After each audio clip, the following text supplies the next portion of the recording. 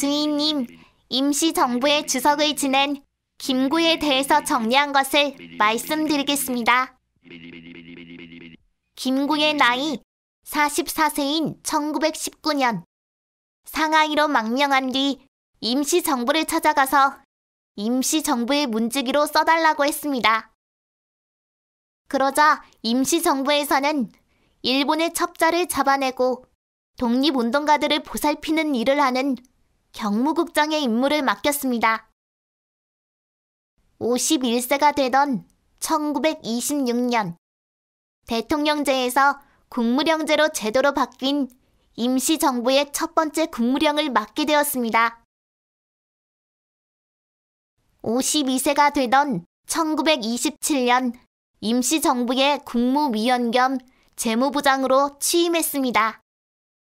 이때쯤 임시정부는 인재도 없고 경제도 매우 어려운 상황이어서 임시정부 청사의 집세도 내지 못할 상황이었습니다.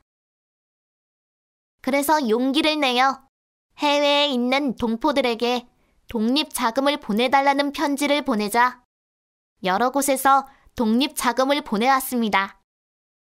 임시정부는 이 돈으로 한인 애국단을 조직하기로 했습니다.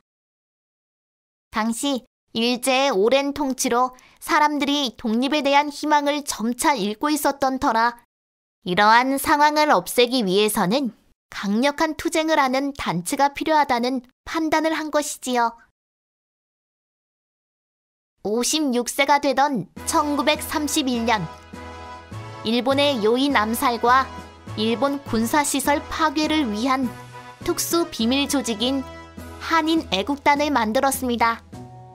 1932년 1월 8일 한인 애국단 단원이었던 이봉창이 김구의 지령을 받고 도쿄에 가서 일본 천황에게 수류탄을 던졌지만 불행히도 명중은 되지 않았습니다. 1932년 4월 29일 한인 애국단 단원이었던 윤봉길이 김구의 지령을 받고 상해 홈커우 공원에서 폭탄을 던져 일본군 대장과 수많은 일본인을 죽였습니다. 이봉창 의거에 이은 윤봉길 의거는 우리 민족에게 독립에 대한 희망과 의지를 다시 타오르게 했습니다. 반면 일제에게는 날벼락 같은 소식이었습니다. 그래서 의거를 일으킨 사람을 찾기 위해 한인촌을 습격해서 많은 사람들을 잡아갔습니다.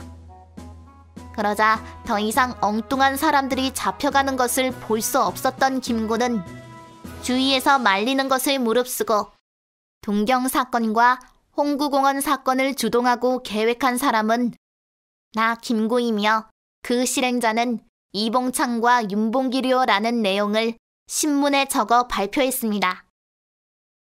이에 일제는 김구를 잡기 위해 미친 개처럼 날뛰며 60만 원이라는 현상금을 걸었습니다. 당시 돈으로 60만 원이면 집을 수십 채 살 수 있는 돈이니 어마어마한 현상금을 건 것입니다. 58세가 된 1933년 일제의 눈을 피하기 위해 상해를 탈출하여 끊임없는 암살 위험과 일제의 감시를 피하기 위해 중국의 여러 곳을 전전하며 살았습니다.